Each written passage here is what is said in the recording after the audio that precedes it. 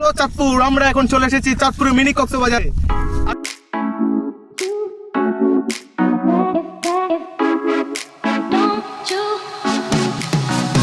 এই মিনি কক্সবাজারটি দেখতে কিছুটা কক্সবাজার সমুদ্র সৈকতের সাথে মিল থাকায় স্থানীয় পর্যটকরা এই জায়গাটির নাম দেয় গরিবের মিনি কক্সবাজার।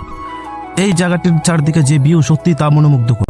এই মিনি কক্সবাজার আসতে হলে আপনাকে আসতে হবে চাঁদপুর বড় স্টেশনে, যেখানে দেখা মিলবে তিন নদীর মোহনা। এখানে পদ্মা, মেঘনা ও ডাকাতিয়া নদী এসে মিলিত হয়েছে।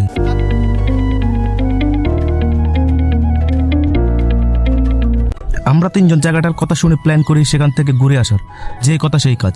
আমরা প্রথমে চলে আসি চাঁদপুর বড় স্টেশনে।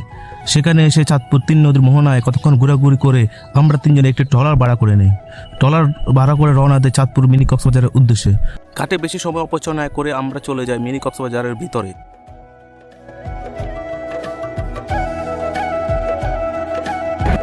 পদ্মা নদীর উপর ট্রলারের জার্নিটা ছিল সত্যি অসাধারণ।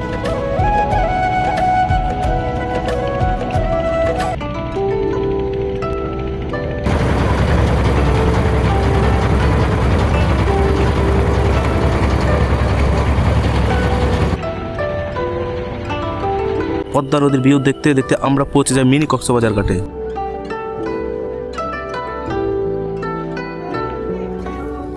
যেটি আসলে পদ্মা নদীর মাঝে গড়ে ওঠা একটি চর। যেহেতু এখানে চারদিকে বৃষ্টি হচ্ছে, তাই এখানে চারদিকে সবুজ ঘাসে ঘিরে রয়েছে, যা দেখার পর আপনাদের সত্যি মন সতেজ হয়ে যাবে।